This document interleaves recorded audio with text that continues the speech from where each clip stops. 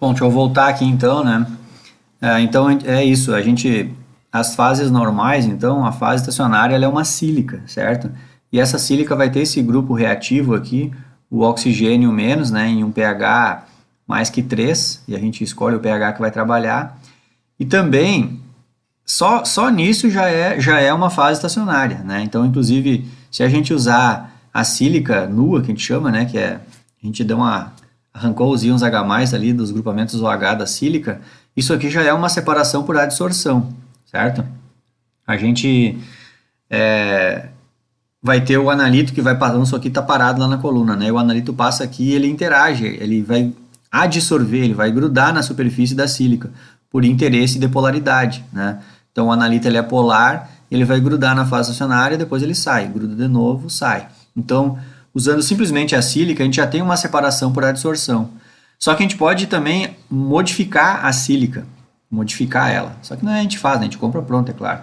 Mas a indústria lá já modificou essa sílica e grudou uma coisa aqui nessa sílica aqui. Ela deixou nua a sílica e nesse oxigênio aqui ela grudou eu escolhi essas três aqui, são bem comuns, ó. Grudou esse grupamento aqui, um CH2, CH2, CH2, CH2 e um grupamento amina, né? Ou então grudou esse grupamento ciano aqui, ó, né? Grupamento ciano. Ou fez uma cadeiazinha de carbono e dois grupamentos OH, certo? Então a gente tem essas duas estruturas aqui grudadas na sílica. Acontece que essas estruturas aqui, grudado na sílica, ela meio que cria um filme. A gente está falando em micrometros, né, pessoal? É assim, ó. Tu imaginar que isso aqui é um sólido. Ah, eu acho que lá no Hertz tem um desenho disso, mas eu não vou voltar lá. Vou tentar explicar do meu jeito aqui. Isso aqui é o sólido, e nesse sólido tu grudou quimicamente, isso aqui é ligação covalente, né? Tu grudou quimicamente essa parte, essa molécula aqui, ó. Imagina então que nesse sólido vai ficar um filme muito, não sei quantos micrômetros, muito fininho. Fica uma espécie de uma camada, digamos assim, dessa molécula aqui. E essa molécula tem toda uma polaridade específica que é dela. Tem um grupamento amino aqui que vai puxar a nuvem eletrônica para o lado dele, né? Lembra, os Fôncula-Bracis lá, né? O nitrogênio é o segundo mais eletronegativo da tabela periódica. Então ele vai puxar aquela nuvem eletrônica, né? Então já tem toda uma polaridade específica dessa parte da molécula aqui. Então agora, em vez de o analito vir interagir com a sílica, ele nem chega na sílica, porque toda a sílica está impregnada com esse cara aqui, grudado nos grupamentos O. Então esse analito ele vai interagir com essa molécula aqui. Na verdade, ele chega a entrar para dentro, né? Ele interage, é uma solubilidade de um com o outro. Então, a gente diz que o analito ele entra para aquela parte ali. Então, já é um processo de separação por partição, lembram? Partição é isso, digamos que é uma solubilidade entre dois lugares, né? Partição é tipo fazer extração. Então, tem um analito num solvente e ele migra para o outro. Parte dele fica no solvente e outra parte no outro. Ele sempre vai porque ele quer se solubilizar mais. Então a gente chama de separação por partição, né? Então é isso. Ao ligarmos outros grupamentos na sílica, que é os três aí bem comuns, aí é esses três grupamentos que eu destaquei em vermelho, aquela sílica, a coluna já ganha um nome. Todo mundo apelida esses nomes por esse nomezinho aqui. Vai mudar o nome do fabricante e tudo mais, né? No começo o nome das colunas ele floreia com nome, sigla, cada marca tem o seu, mas geralmente o nome das colunas diferencia o nome no começo, mas no final, no nome, aí ele abre o jogo do que é a coluna dele. Aí vem esse nome aqui. Esse nome aqui é um nome meio universal, né? Aminofase. Então vai ter o nome do fabricante lá, blá blá blá blá blá, blá não sei o que, aminofase. Aí tu sabe, né? Acho que é uma coluna aminofase. Na real é uma sílica desse jeito aqui. É isso que tem dentro da coluna. Ou então a cianofase. Vai ter o blá blá blá, não sei o que, cianofase, né? E aí é isso, é uma coluna desse tipo aqui. E o que muda? Muda a polaridade delas. Então essas fases normais aqui, as fases estacionárias, chamada fase normal, são colunas usadas para separar analitos que são polares, né? Então até, eu fiz uma observaçãozinha aqui, vamos ler ela aqui, ó. A cromatografia por fase normal tem fases estacionárias polares, portanto, os eluentes usados são menos polares que a fase estacionária. Então a gente usa um pouquinho de solvente orgânico como eluente. Entenderam? Pensa, se a tua fase estacionária ela é polar, tu tem que usar um solvente que seja um pouco menos polar que ela. Porque se tu usar um solvente mais polar que a própria fase estacionária, o analito só fica na fase móvel. Imagina, isso aqui tem uma polaridadezinha. Mas imagina que tu passe aqui só água. Cara, a água, a polaridade é muito maior que a polaridade dessa molécula aqui. Então, se o teu analito é solúvel em água, pela polaridade dela, ele vai ficar só na água, vai passar batido na coluna.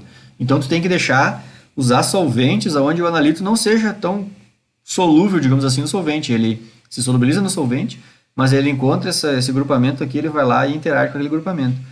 Só que depois ele volta para o solvente, porque o solvente fica passando o tempo inteiro, né? E aí assim vai e tu consegue separar.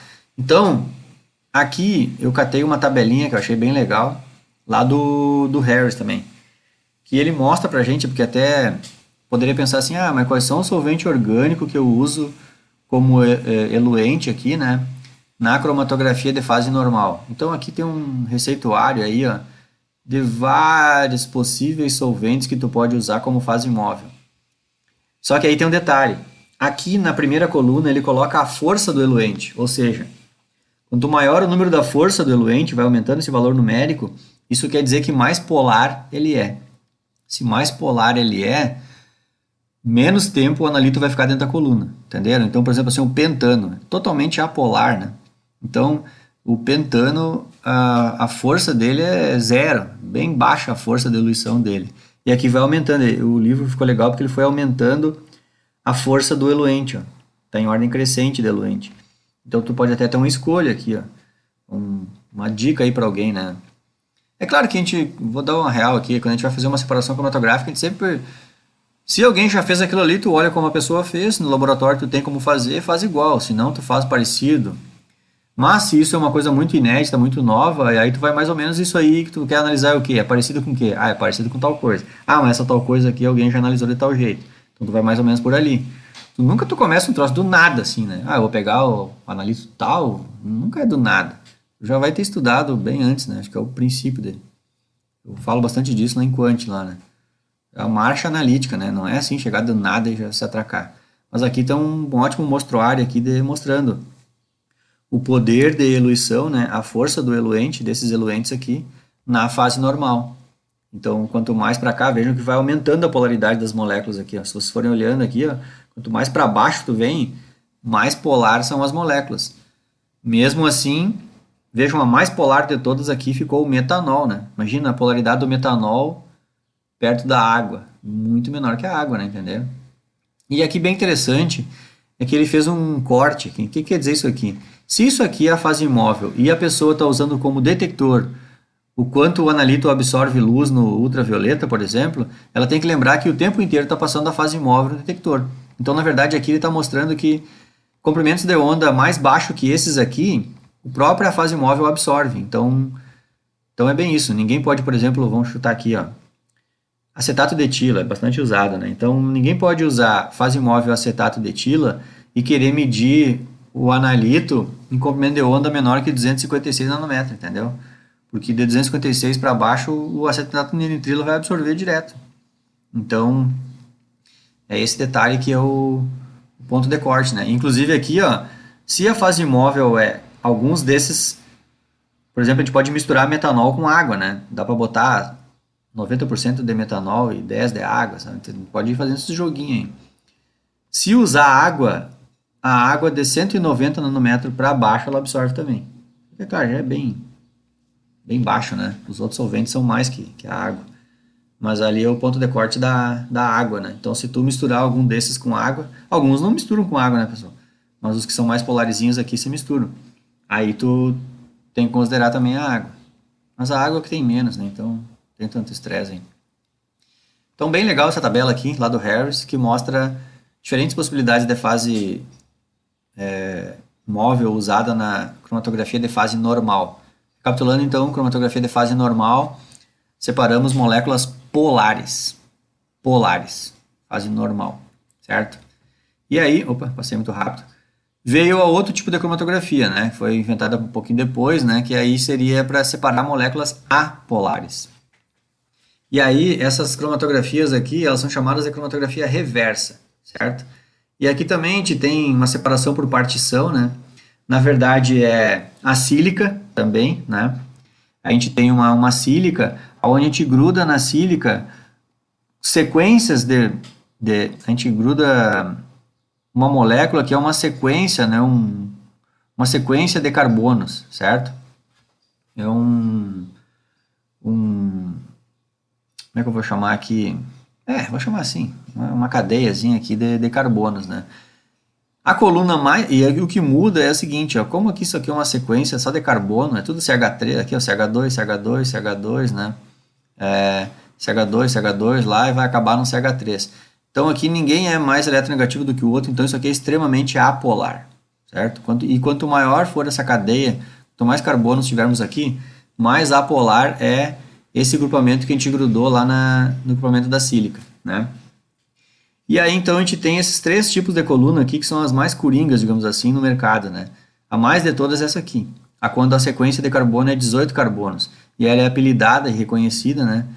Tudo que a marca vai dizer é um nome lá da marca, não sei o que, não sei o que, e vai acabar com não sei o que, C18. Então já matou a charada. É essa coluna, é isso aqui que tem dentro da coluna. Essa aqui é a fase estacionária. Sequência de 18 carbonos ligado na sílica, que é a coluna mais apolar que se tem. E aí depois a gente tem com um pouco menos, não tão apolar assim, que é com C8, ou o C1, com um carbono só, né? Então eu fiz uma observaçãozinha aqui. A fase reversa tem fases estacionárias apolares, né? Então a fase estacionária aqui é apolar.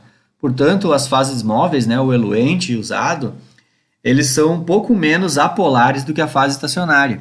Então normalmente a gente mistura, a gente faz água misturada com etanol, a gente faz água misturada com acetonitrilo ou diferentes misturas. Sempre aí, então, como a fase estacionária é bastante apolar, a gente faz a fase móvel ter um pouquinho mais de polaridade, né?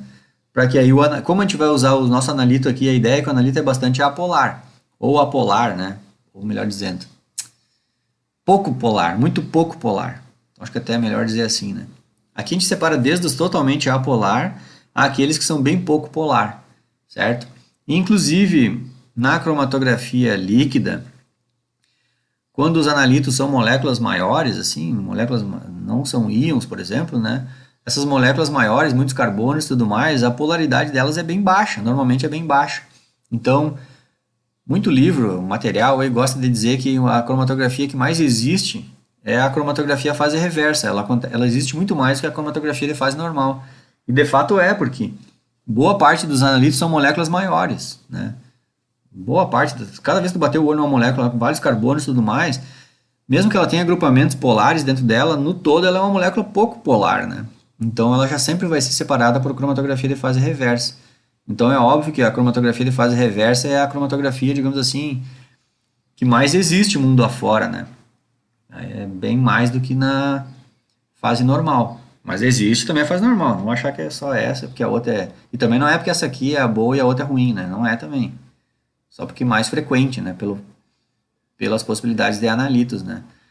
Certo? E